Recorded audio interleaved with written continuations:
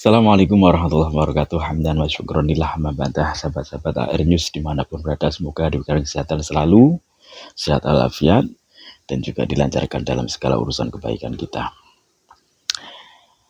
Menggelitik ya, saya tadi ada dapat video dari channelnya Heri Pras, dan kemudian saya telusuri, yaitu tentang ceramahnya atau tentang khutbahnya, isi khutbah daripada Mbak Yai Marzuki Mustamar, salah satu tokoh terkemuka NU di Jawa Timur. Kita simak aja dulu lah videonya bagaimana ya, biar nggak salah paham.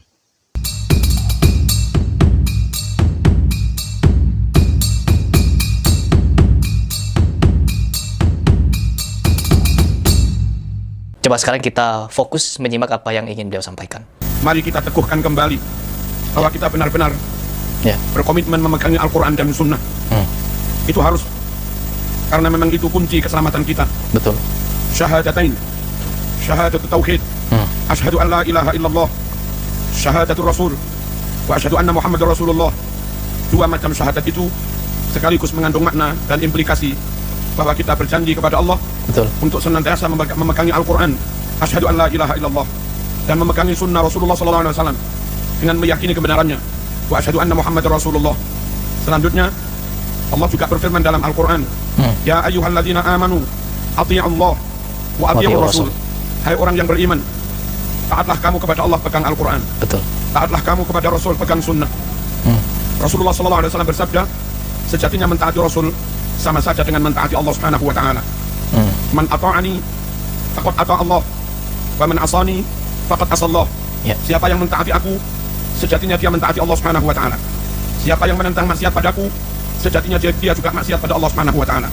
Kaum muslimin rahimakumullah, ketika Rasul menyebut al-ghuraba adalah orang-orang yang benar-benar beruntung, bejo dunia sampai akhirat. Tuba lil ghuraba, beruntung sekali para ghuraba. Sahabat bertanya, wa manil ghuraba ya Rasulullah? Siapa al-ghuraba yang beruntung itu wahai Rasulullah? Nabi bersabda, alladzina yuhyuna ma amatatin nas min sunnati. Al-ghuraba adalah mereka yang berkomitmen menghidupkan sunnah di saat orang-orang lain meninggalkannya. Betul. Kaum muslimin rahimakumullah, lebih lanjut Nabi juga mengatakan, taraktu fikum amrain lan tadillu ma in tamassaktum bihima, kitab Allah wa sunnata rasulih. Aku tinggalkan untuk kalian semua dua pusaka. Jikalau kalian benar-benar pegangi dua pusaka itu, maka selamatlah kalian. Kalau tidak, maka celakalah kalian. Apa dua pusaka itu? Kitab Allah wa sunnata rasulih. Al-Quran dan sunnah. Klaim ngaku-ngaku cinta Rasulullah SAW tanpa memegangi sunnah adalah kebohongan. Betul. Klaim kosong. Nabi bersabda, man ahabbani falyastanna bi sunnati, wa man ahabbani dakhala al-jannah. Betul. Siapa yang mencintai aku, maka dia harus senantiasa mengikuti sunnahku. Dan siapa yang mencintai aku dengan mengikuti sunnahku, maka dipastikan dia masuk surga. Kaum muslimin rahimakumullah, memegangi sunnah sangat penting, mengamalkan sunnah sangat penting. Betul. Meyakini kebenaran sunnah sangat penting. Menjaga sunnah untuk tidak ditambah-tambah. Menjaga sunnah untuk tidak dikurang-kurangi. Menjaga sunnah untuk tidak dirubah-rubah. Tentu sangat penting. Betul. Karena kalau kita menambah-nambah, itu menjadi bid'ah. Kalau mengurang-kurangi itu khianat. Kalau merubah-rubah itu khurafat. Dan tiga-tiganya menyebabkan kesesatan. Kullu muhdatsatin bid'ah, wa kullu bid'atin dhalalah, wa kullu dhalalatin finnar. Setiap yang dibuat-buat dulu nggak ada lalu diada-adakan, itu namanya bid'ah. Dan setiap yang bid'ah berarti sesat. Setiap yang sesat berarti ancamannya masuk neraka. Saya sama seperti kalian. Pertama mendengar kalimat dari beliau, jadi mana dulu beliau ini adalah orang yang paling gencar melawan orang-orang salafi dengan berbagai macam narasi. Namun ketika beliau menyatakan hal seperti ini, barang siapa yang menambah-nambah di dalam perkara yang dulu tidak pernah diajarkan, maka itu jatuh kepada bid'ah. Dan bid'ah ancamannya adalah neraka. Dan barang siapa yang mengurang-urangi, maka jatuhnya kepada khianat. Ancamannya juga neraka. Dan barang siapa yang merubah-rubah, maka itu jatuhnya kepada khurafat. Masya Allah, ini sudah masuk kepada dakwah-dakwah yang sudah dilakukan oleh asatid-asatid salafi. Semoga beliau ini benar-benar mendapatkan hidayah sunnah. Kita berhusnuzon saja kepada beliau di dalam khutbah ini. Karena apa? Kalau kalian mendengarkan sampai selesai, kalian akan semakin terharu. Kaum muslimin rahimakumullah, bagaimana menjaga sunnah supaya tetap utuh, ditambah tidak, dikurangi tidak, dirubah-rubah makna dan pemahamannya juga tidak. Jangan ikut golongan-golongan yang menyimpang dari ahlu sunnah wal jamaah. Ada golongan yang hanya mencintai ahlul bait, yang hanya percaya kepada ahlul bait, yang hanya menerima hadis riwayat ahlul bait. Golongan seperti ini, kalaupun di Sahih Bukhari ada ratusan bahkan ribuan hadis sahih. Kalau di Sahih Muslim ada ratusan bahkan ribuan hadis sahih, namun hadis itu riwayat dari sanad sahabat, maka mereka pun menolaknya. Dan kalau mereka menolak hadis riwayat sahabat, menurut mereka hadis hanya dari jalur Ahlul Bait. Ya, Berapa ribu sunnah Rasul yang mereka tolak. betul. Sikap seperti ini tidak menjaga keutuhan sunnah. Padahal Allah berfirman dalam Al-Quran, "Wa ma atakumur rasul fakhudhuh." Sunnah apapun yang telah disampaikan Rasul kepadamu, ambil semua. Sikap seperti di atas tersebut menyalahi Al-Quran, yang memerintahkan supaya ambil seluruh sunnah. Tirulah para sahabat, mendapat perintah apapun, Diterima. tidak pernah banggil, Betul. tidak pernah menolak, senantiasa dijawab sami'na wa ata'na. Sami'na wa ta'na. Wa qalu sami'na wa ata'na ghufranaka rabbana wa ilaikal masir.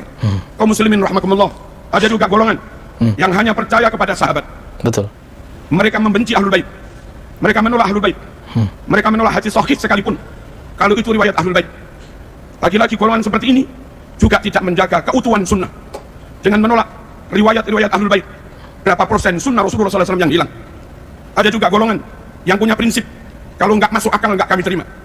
Akhirnya hadis Bukhari, Muslim yang bercerita tentang Mi'raj Rasulullah SAW, mereka tolak dengan alasan nggak masuk akal.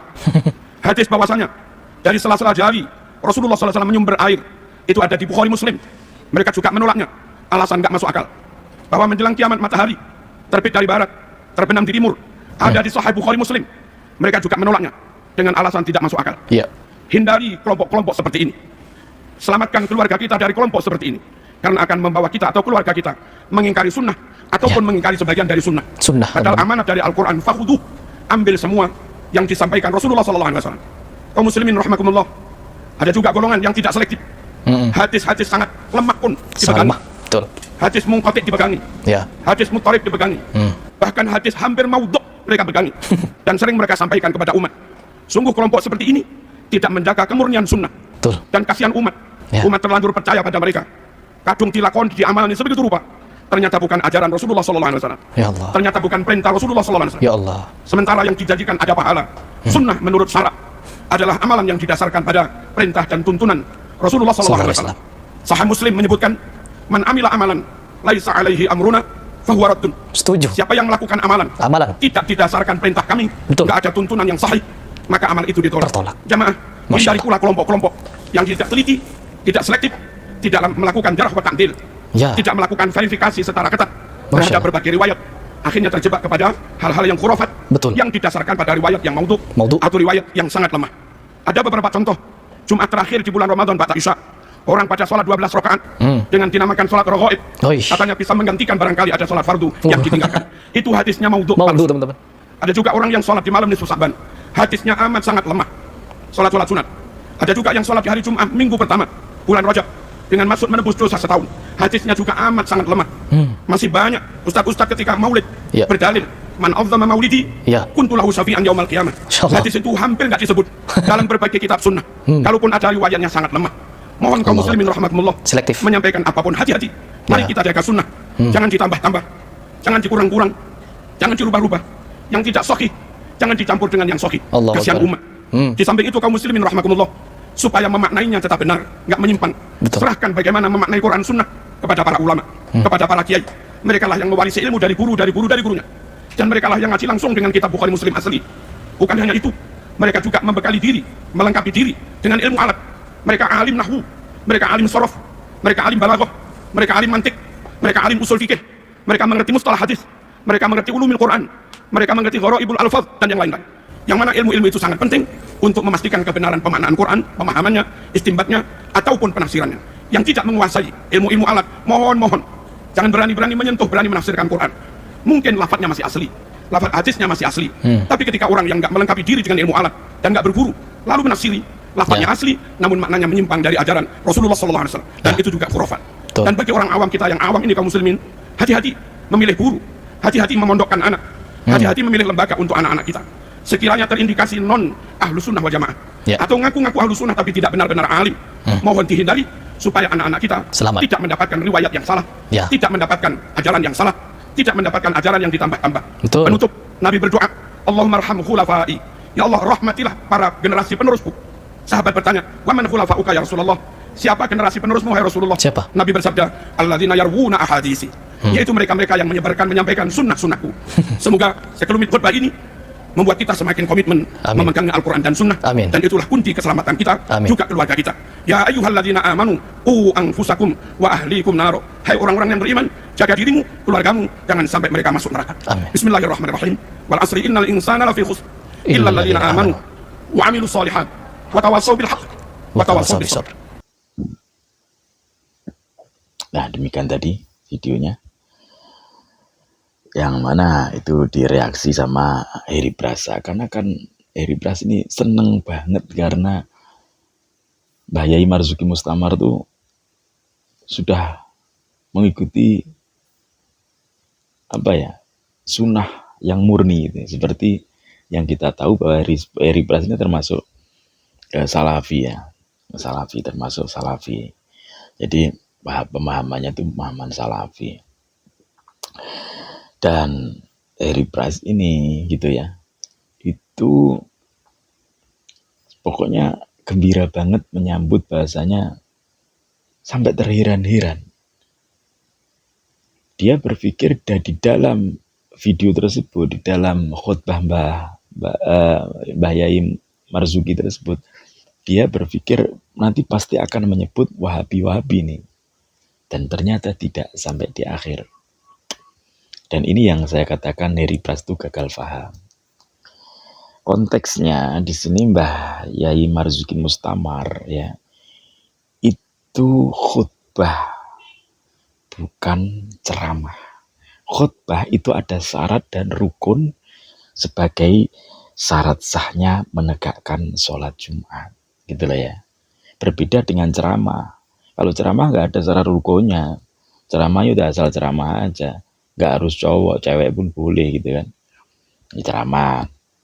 Dan disambut gembira oleh para subscriber dan penontonnya Heri Bras gitu ya. Bahkan ada beberapa orang yang alhamdulillah senang sekali mendengarkan yang semacam itu, padahal dulunya ini NO tulen ibaratnya itu. Sekarang alhamdulillah sudah mendapat hidayah. Ada juga yang berkomentar semoga kiai ini mendapat hidayah sunnah. Ada juga yang berkomentar semoga ustadz ini mendapatkan hidayah sunnah itu ya. Seakan-akan Mbah Yai Marzuki Mustamar ini orang yang belum dapat hidayah gitu. Mbah Yai Marzuki Mustamar ini disangka orang tersesat gitu ya. Kalian salah. Itulah bedanya khutbah dengan ceramah. Mbah Yai Marzuki Mustamar adalah seorang kiai yang alim alamah ya. Seorang kiai yang benar-benar berpegang teguh pada prinsip Ahlus Sunnah wal Jamaah ala madzhabil arba'ah an-nahdiyah. Ya.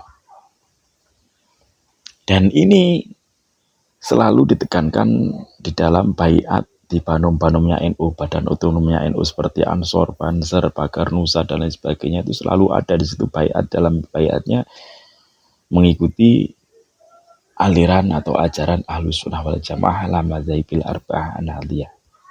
Ya.